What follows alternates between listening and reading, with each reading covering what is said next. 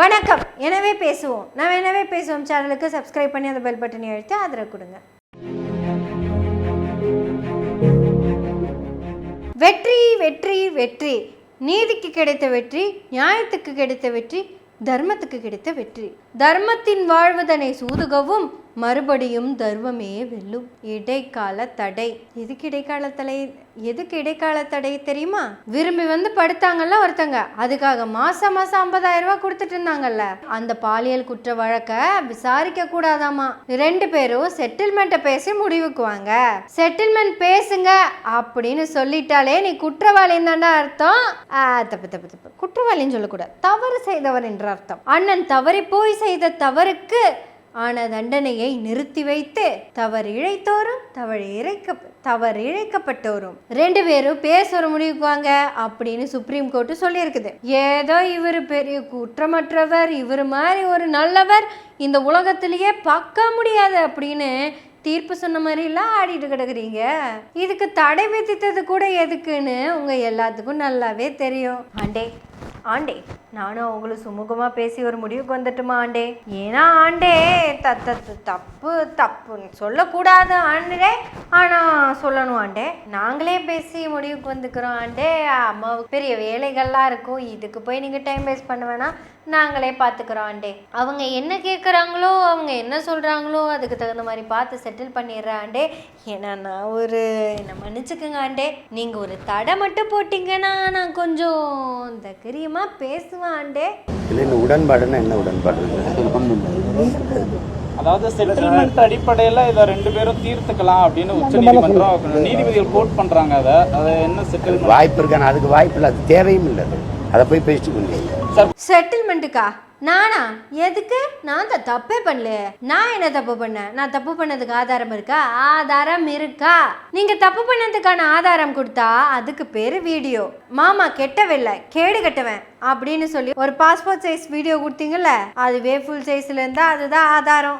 ஆமா, விரும்பி வந்து படுத்தா அப்படின்னு சொல்றதுக்கு பேரு ஆதாரமா இல்ல அது சேதாரமா? அது 50,000 கொடுத்தோம் அப்படின்னு சொல்றது ஆதாரமா சேதாரமா? அப்புறம் அக்கா வக்கீல் சொல்ற மாதிரி நீங்க கேட்டு போங்கக்கா அப்படின்னு சொன்னது ஆதாரமா சேதாரமா? சாமி, இப்படி ஒரு கேடு கட்டவனை நம்ம எங்கேயாவது பார்த்துருக்க முடியுமா? கோர்ட்டுக்கு போனா அப்படியே குப்பரக்கா படுக்க வேண்டியது, வெளியே வந்தா பாப்பா என் மேல மண்ணே ஒட்டலை அப்படிங்க வேண்டியது. இதுல டைலாக் வேற, எண்ணெயை தேய்ச்சி உருண்டாலும் ஒட்டுற மண்ணு தானே ஒட்டும். அப்புறம் அடிக்கடி ஒரு டைலாக் கேவலமா சொல்லுவியே, பயமா? எனக்கா? வழக்கா? போடுறா வழக்க, எத்தனை வழக்கு வேணா போடுறா. நீ சுப்ரீம் கோர்ட்டுக்கு தடை கேட்க போனப்பவே உன்னோட பேடித்தனத்தை கண்டுபிடிச்சாச்சு. ஏன்னா வழக்குன்னு வந்துருச்சுன்னா சம்மன் கொடுக்குறாங்க, நீ போய் ஆஜராக போற, அவங்க விசாரிக்கிறாங்க, மறுபடியும் வர சொன்னா வரப்போற, அவங்க என்ன தீர்ப்பு கொடுக்குறாங்களோ அது கேட்டு போக வேண்டியது, அவ்வளவுதானே. ஐயா நீங்க விசாரிச்சிடாதீங்க ஐயா, விசாரிச்சா நான் மாட்டிக்குவேன், ஆனால் நானே செட்டில்மெண்ட் பேசிக்கிறேன். இதுவாடா வீரம்? வீழ்ந்து விடாத வீரம், மண்டியிடாத மானம். போய் அந்த புள்ள காலில் விழுந்து அந்த புள்ள என்ன கேட்குதோ அதெல்லாம் பண்ணி, அந்த புள்ள என்ன கேட்குதோ அதெல்லாம் கொடுத்து, ஆத்தா மகமாயி என் குலதெய்வமே நீதான் ஆத்தா, என் குலத்தை காப்பாத்தாத்தா, நான் சம்பாதிச்ச சொத்து பத்து எல்லாத்தையும் நீதான் காப்பாற்றணும் அப்படின்னு ஆத்தா காலில் விழுகிறேன்னு அங்கே ஒருத்தன் அங்கே காலில் விழுந்துட்டு வந்திருக்கேன். ஆனால் இங்கே வந்து பேச்ச கேளுங்க, நானா காலையா சமரசமா? செட்டில்மெண்ட்னா என்ன தம்பி அர்த்தம்? செட்டில்மெண்ட்டு இதுக்கு முன்னாடி மாசம் 50,000 கொடுத்தில்ல, அதுக்கும் முன்னாடி அந்த பிள்ளை 30,000 யார்கிட்டயோ கேட்டதா சொல்லியல்ல. சரி, உங்க அப்பா பாரதி ராஜாக்கு தெரியுமா? அவரை விட்டுட்டேன் பத்தியா. எனக்கு பாரதி ராஜா உங்க பையன் விளையாட்டு பையனுங்க, விளையாண்டுருக்கான், ஒன்றும் தெரியாம விளையாண்டுருக்கான். நீங்க தான் அந்த பிள்ளை 30,000 ரூபாய் கேட்டப்ப கோவப்பட்டீங்களாமா? ஏடா நீ எவ்வளோ பெரிய யோகியா, உங்ககிட்ட 30,000 ரூபாய் கேட்குறா அப்படின்னு எங்க அப்பா கேட்டார். எங்க அப்பா பாரதி, டேய் என்னதான்டா மைன் அவளுக்கு அப்படின்னு. ஒன்றும் இல்லை, 30,000 கொடுத்தா அவளை என்னை வச்சுக்கிற சொல்றா, வச்சுக்கிறவா உன் மருமக என்னை சோத்துல வெஸ்த போட்டு கொல்லுவா, பரவாயில்லையா? அப்படியாடா சொல்லுவா அப்படின்னு. இதுதான் சொல்றேன். ஐயா நீங்க தான் சொல்லணும், சொல்லுங்களேன். இதுல என்ன வெறி வீரம் அப்படின்னு பாத்தீங்கன்னா எனக்கு தான் தெரியல. கோர்ட்டுக்கு போற அப்படியே விசாரிக்கிறதுக்கு முன்னாடியா ஐயா நான் செட்டில்மெண்ட் பேசிக்கிறேன்யா அப்படின்னு சொல்கிறா. அப்படியா? சரி, கோர்ட் என்ன சொல்லிச்சு?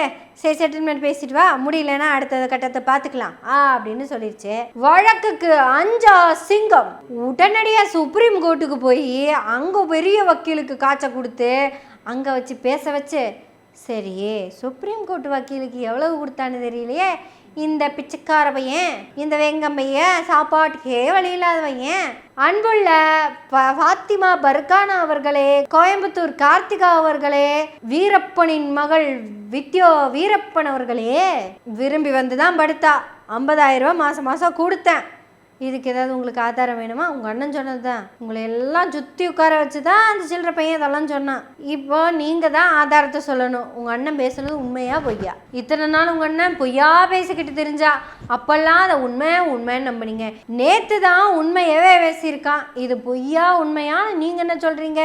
இவனை எப்படிங்க உங்களுக்கான தலைவனை தேர்ந்தெடுத்தீங்கன்னு தான் உங்ககிட்ட கேட்க வேண்டியதாக இருக்குது. நாம் தமிழருக்கு தம்பிக்க மேலே இந்த மாதிரி நிறையா கேஸ் வந்திருக்குது. ஆனால் ஒரு தடவை கூட அப்பீலுக்கு போனது இல்லையே. வக்கீலுங்க போவாங்க, ஜாமீன் கேட்பாங்க, கிடைச்சா கிடைக்கும், கிடைக்கலன்னா தள்ளையே இல்லை அப்படின்ட்டு போயிடுவாங்க.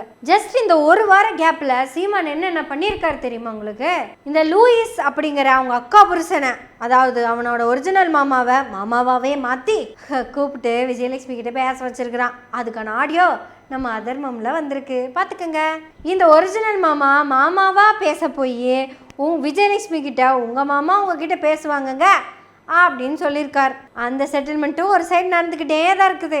இங்கே வீரப்பா பேசுகிறதும் பேசிக்கிட்டே இருக்கிறான். இந்த சுப்ரீம் கோர்ட்டில் போய் அப்பீல் போகிற வேலையும் பார்த்துக்கிட்டே இருக்கிறான். இப்போ இத்தனையும் ஒரு சேர பண்ண ஒரு கேப்ப மாதிரியே முடிச்சவுக்கிய மொல்ல மாதிரியே தனித்தனியாக சொன்னால் புரியாது. இந்த சைமனை தான் தலைவனை சொல்லி சுத்திக்கிட்டு இருக்கிறீங்க. இவன் உங்களுக்கு என்ன பெரிய வழிகாட்டிட போறான்னு மட்டும் சொல்லுங்களேன். தான் நேத்து நைட்டு பேசுனது கேட்டீங்கல்ல, உங்க தலைவன் படி சினிமால சந்தன மரத்தை வெட்டி கடத்துறான்ல, அவன் பேரு வில்லன். உண்மையா பண்ணா அவன் பேரு ஹீரோ. அதுதான் வீரப்பன். அந்த வீரப்பன் புள்ள கிட்ட, வித்யா வீரப்பன் கிட்ட தான் சொல்லியிருக்கான் உங்க அப்பன் குற்றவாளின்னு. ஆனா குற்றவாளியோட புள்ள கூட வந்து நின்றுட்டு இருக்கிறது சீமாங்கூட. அந்த பிள்ளை என்ன சொல்லுது? எங்க அண்ணன், எங்க சித்தப்பா எவ்வளவு நல்லவர் தெரியுமா, அவனை பார்க்க போகணும், அவர் பாவம். யாருக்கு வேணா பாவி? எனக்கு தெரிஞ்ச அடுத்தது உங்களை பற்றி ஆடியோ வர வரைக்கும், அதாவது வந்திருக்கும், ஏற்கனவே பேசியிருப்பாங்க, வெளியே வர வரைக்கும் நீங்கள் நல்லவன்னு சொல்லிட்டு தான் இருக்க போறீங்க. கண்டிப்பாக பயமே படாதீங்க. இவன் பேசாமல் இருப்பானா? வெற்றி வெற்றி வெற்றி, மாபெரும் வெற்றி. ஒரு பெண்ணை பாலியல் ரீதியாக துன்புறுத்திய ஒருவனை அவன் மீதான விசாரணையை நிறுத்தி வைக்க உத்தரவிட்ட உச்சநீதிமன்றத்தின் தீர்ப்பை நான் வரவேற்கிறேன். இப்ப இந்த இடைக்கால தடையை நான் வரவேற்கிறேன். மறுபடி வெற்றி வெற்றி வெற்றி, உண்மைக்கு கிடைத்த வெற்றி, நீதிக்கு கிடைத்த வெற்றி, தர்மத்துக்கு கிடைத்த வெற்றி. எல்லாரும் என்ன நம்புங்க. அவன் என் கூட படுத்தா அப்படின்னு நான் தான் சொல்லுவேன். ஆனா நம்பாதீங்க, அதை நம்பக்கூடாது. அது முந்தானேத்து சொன்ன உண்மை, இன்னைக்கு போய். மாசம் 50,000 ரூபா கொடுத்தோம், அது முந்தானேத்து சொன்ன போய். இன்னைக்கு அதுக்கு ஆதாரம் இல்லை. நாங்கள் ஒரு 6-7 மாதம் அப்படியே கூடி கலந்தோம். கல்யாணம் வரைக்கும் எல்லாம் அந்த உறவு நீடிக்கலை. எனக்கு அவன் யாருன்னே தெரியாது. இதுக்கு எங்கிட்ட ஆதாரம் கேட்குறீங்க? ஏலே, மறுபடியும் முதல்ல இருந்தா 2011 ஆரம்பிச்ச இது எதிர்கட்சிகளின் சதின்னு திருப்பியும் முதல்ல இருந்தா தாங்கமாடா இந்த உலகம். அன்பார்ந்த மக்களே, இப்பேற்பட்ட கேப்பமுள்ள முடிச்ச மொத்தத்துல இந்த சைமனை என்ன பேசணுமோ அத்தனையும் நீங்க தான் பேசணும். நாம என்னத்தை போய் பேசுறது? இருந்தாலும் நாம பேசுவோம், நம்ம எல்லாரும் பேசுவோம். எனவே பேசுவோம் நாள்தோறும். உங்களுடைய ஆதரவுகளை நன்றிகளோடு எதிர்பார்த்து கொண்டிருக்கிறோம். நன்றி, வணக்கம்.